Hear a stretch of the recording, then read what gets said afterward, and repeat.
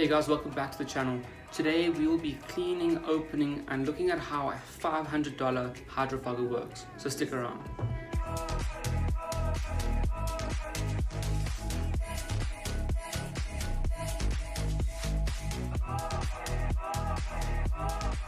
So if you're new to this channel is dedicated to the care and cultivation of plants, and more specifically carnivorous plants. But today we have a little bit of a situation. As some of us may know, Australia is very strict with their importing rules, and obviously everything you need to bring in has to be very clean, like your shoes, for example. If they're dirty, you have to clean them. And if I'm going to be taking these hydrofoggers with me into Australia, we have to make sure that they're really clean. So we're going to open them up and look at how dirty they are, and we're going to see how they function as well, because there's something that really interests me to actually figure out how they work, because they don't have a pump on them.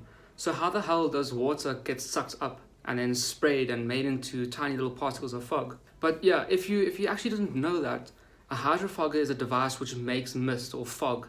You know, if you're going to be growing some plants like carnivorous plants or any other tropical plants, you need to have a lot of humidity and moisture in the air.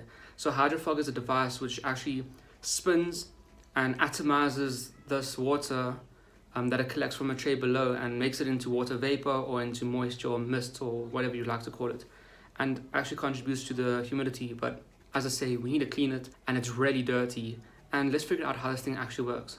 So let's jump right into it. So I've just moved outside, and this is our parts list, and right next to it is the actual hydrofogger unit.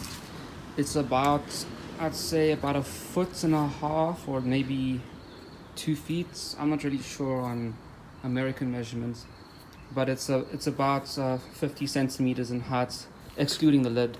So just like that.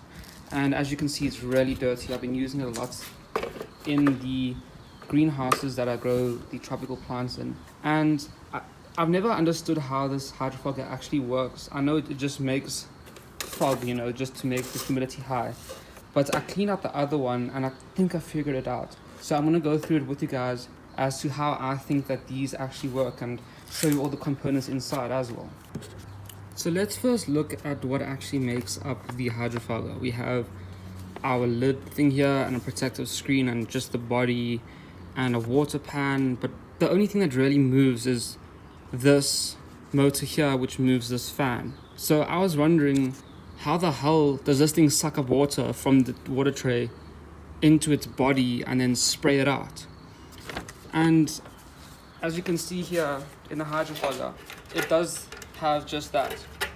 We have our water tray and then this cone here that just spins, and that's all the components. So how the hell does this thing actually suck up the water? So let's start opening it up and cleaning it up and see what we can discover. So this is the water reservoir. We have a float valve here, and this connection goes in there. As we saw, I took it out, and obviously this float valve just maintains the water level. And I just put some bubble wrap here just to increase the water level height, because I think this water level is a little bit, I think that this water level here is a little bit broken. As you can see, I can put it up really high, which meant that the water level inside of this reservoir was too high for the machine. So I just added this in.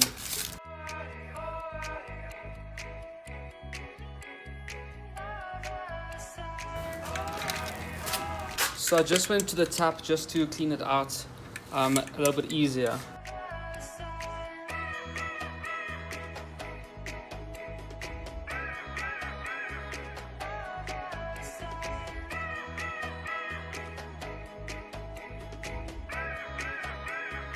So this is the float valve.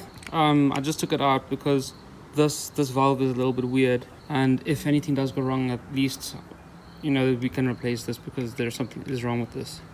But as you can see, it just pivots over here as the water level rises, and I want to open it up, but I think I might have to do something there.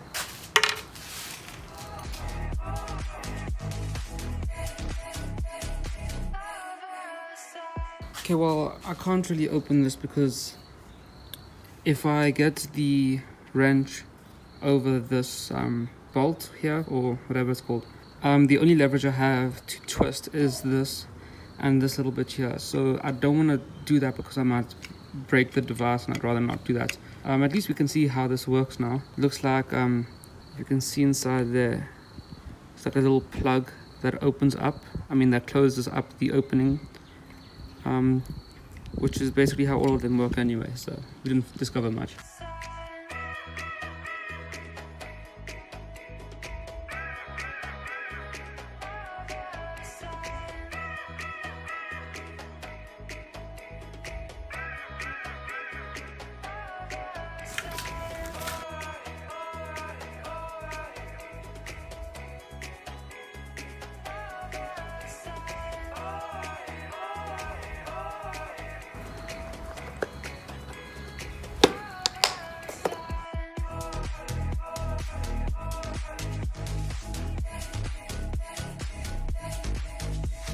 So make sure that you put all of your bolts and nuts into somewhere that you won't lose it, and make sure that it's well labeled, so that when you're obviously putting this thing back together, you know where the things go, without having to guess.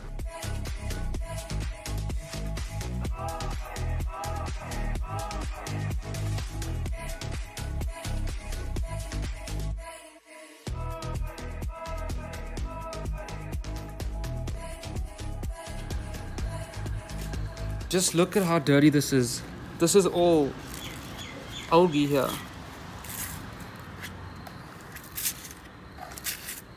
This is all algae, and that's why I need to clean this.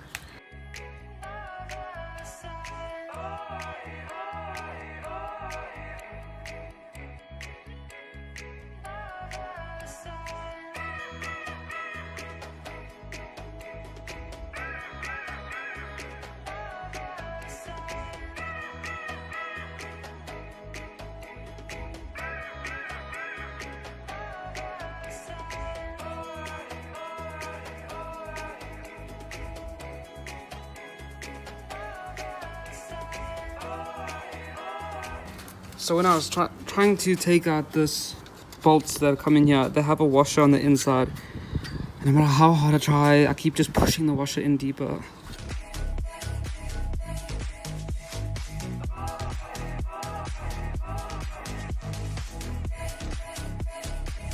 There, we got it.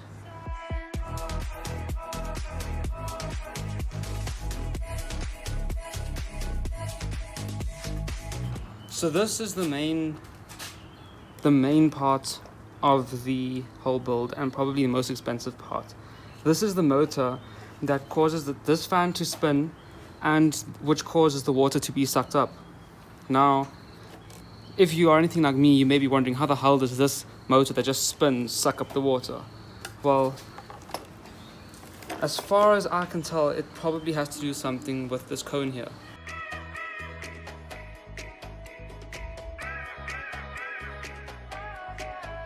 And before we go any further, just make sure you label and keep everything somewhere that you'll remember it, because if I start explaining this, I'm probably going to forget what this was. So this is why I'm just reminding you guys too. So the way that this works is that this cone sits in the water, just the tip of it, and obviously it spins just like that. But you may be wondering, well, how does a cone that just sits in the water actually suck up the water? Well, it has to do with this little bit in the middle. You can see there, this partition actually separates the water. So if this thing was just free spinning, the water in the middle would not, move at all. But because this little partition is here, and the fact that the cone actually gets larger, this little partition here forces the water to be pushed up against the side of the cone. So the further away you get from the axis of a cone, the quicker the wall will be rotating. And due to that, as this partition moves the water to the sides of the walls, and it forces itself up against the side here, it will slowly get moved further and further up, because it spins faster and faster and causes it to move upwards. And when I figured that out, that was really, really interesting in my opinion. No pump needed, just spinning in a little partition in the middle of the cone.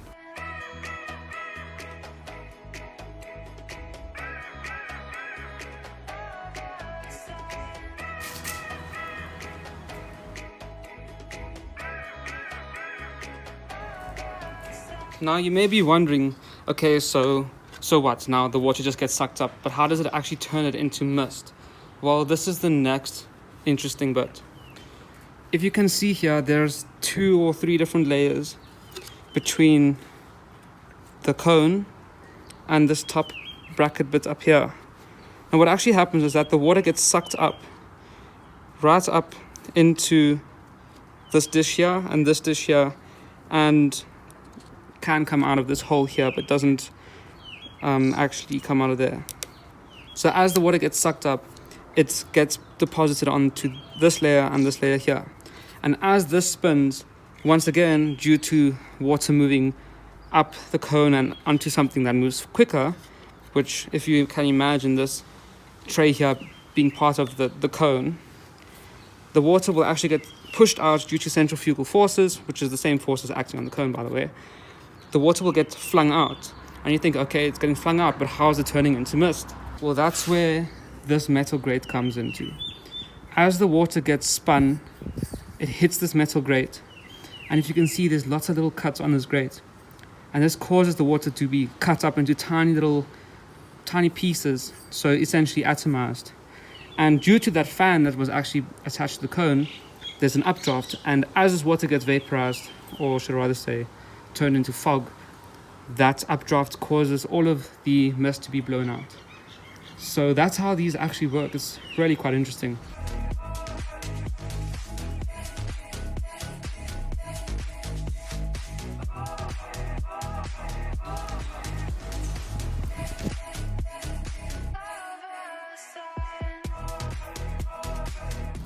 You can see how the water comes out of these holes here from being sucked up through the cone, comes out of the holes and gets sprayed out. You can see that. You see it spins like this, water comes out and gets flung right out.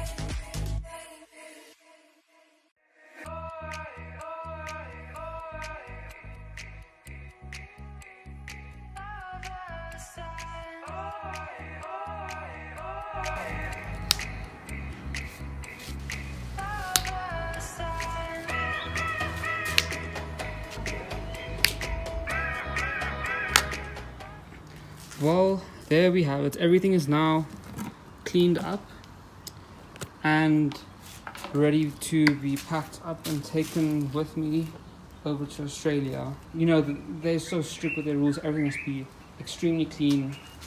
I don't blame them, and all the parts are now really clean, and this should be good. So if you guys find this informative, please don't forget to like, and thank you guys. See you next time. Bye.